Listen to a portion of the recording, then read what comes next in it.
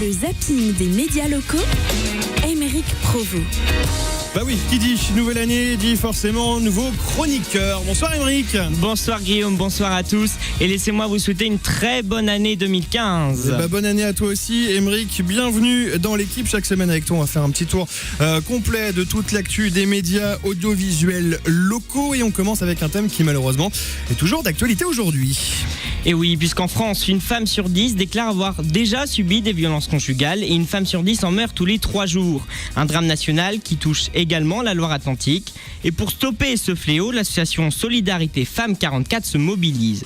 En effet, l'association qui traite environ 1400 cas par an a décidé de mettre en ligne un guide pour mieux déceler ce triste phénomène en Loire-Atlantique. Emmanuelle Beauchesne, coordinatrice de ce guide, nous en dit plus. C'est un guide qui permet d'abord d'expliquer ce que sont les violences conjugales, de bien les repérer, de faire la différence entre violences conjugales et conflits de couple, et puis de connaître les différentes formes de violence, le cycle et l'emprise qui se jouent dans ces situations de violence conjugale. Et ensuite, dans un deuxième temps, c'est pouvoir de repérer les possibilités d'aide qu'il y a sur l'ensemble du département de Loire-Atlantique. Toutes les structures qui peuvent aider sont répertoriées dans ce guide pour le département. Alors, il s'adresse aussi bien aux femmes qui sont victimes que aux professionnels, quelle que soit leur profession. Ça peut être aussi bien les professionnels de santé que les travailleurs sociaux, que les personnels au niveau de la justice. Il s'adresse également aux gendarmes et policiers puisqu'il y a une fiche guide qui permet d'avoir une trame d'un dépôt de plainte pour une femme. Vous pouvez télécharger ce guide sur www.solidaritéfemmes.fr. De plus, l'association est joignable en cas d'urgence au 3919 du lundi au vendredi de 8h à 22h et le week-end de 9h à 18h.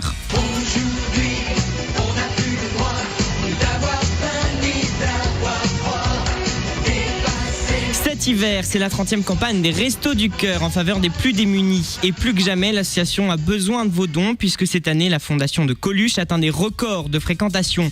Un record historique qui touche également la Loire-Atlantique et notamment Pornic. Après 3 semaines de campagne, on fait le point avec les bénévoles sur Radio Chrono. 34% par rapport à l'hiver dernier, à la même période. Disons que les 2200 repas, l'hiver dernier, on avait dû commencer à les atteindre fin février. Ouais. Quelque chose comme ça. Toutes les années précédentes étaient stables en fait en nombre de bénéficiaires.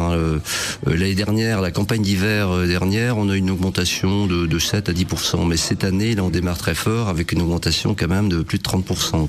Si on fait des projections, on arriverait en fin de campagne avec pratiquement 600 personnes accueillies, ce qui fait à peu près plus de 200 familles, 250 familles, quoi, ce qui est quand même énorme. Par rapport à ce qu'on a vu les autres années. Cet été, on a eu première indication, on a eu quand même 50% de plus que l'été dernier.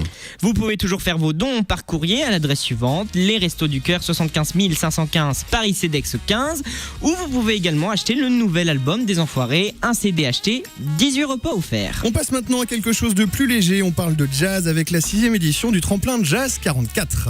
Tout à fait Guillaume, puisque le festival ouvrira ses portes aux musiciens amateurs le 30 mai prochain à Rouen, en Loire-Atlantique. Son but est de proposer une scène de qualité à des musiciens de jazz amateurs ou en voie de professionnalisation. C'est dur à dire ça pour une première.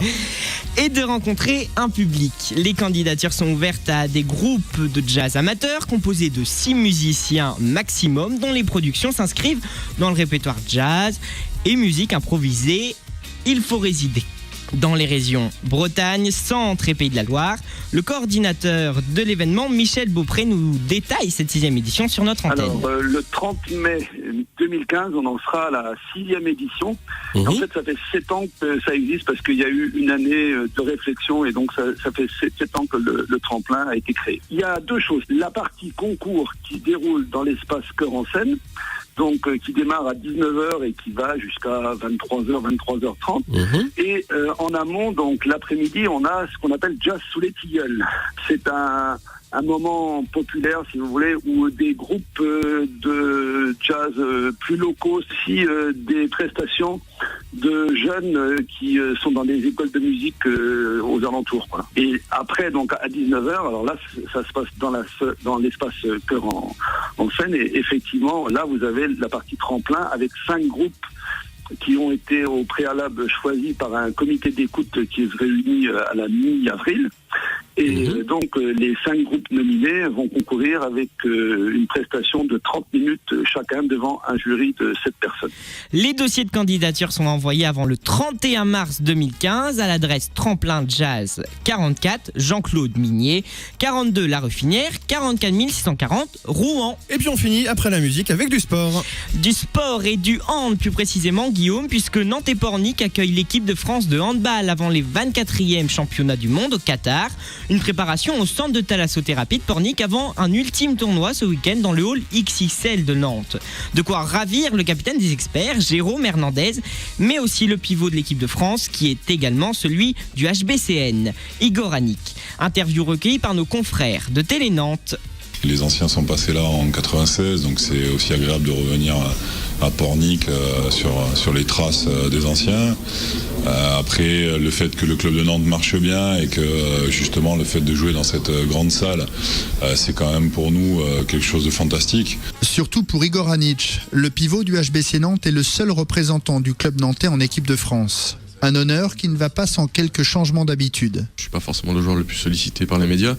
Là, le fait de me retrouver dans la région, ça attire, on va dire, les journalistes de la région qui forcément veulent faire un sujet sur le joueur qui évolue dans la région. Et je pense que d'ici quelques jours, quand on sera vraiment à Nantes, parce que là on est un peu à côté, je pense que là je ressentirai encore plus le fait que ce soit quelque chose de sympa pour moi. Un dernier moment de plaisir avant que les choses sérieuses commencent. Dans quelques jours, les Bleus s'envoleront au Qatar pour, on l'espère, une Coupe du Monde réussie. Et justement, on parlera de handball vendredi dans le 17-19 à l'occasion du coup d'envoi du tournoi avec Charles Guillard. Eh ben merci beaucoup Aymeric, on se retrouve la semaine prochaine. C'est parfait, merci beaucoup Guillaume, merci à tous. Bonne semaine et puis nous on continue bien sûr.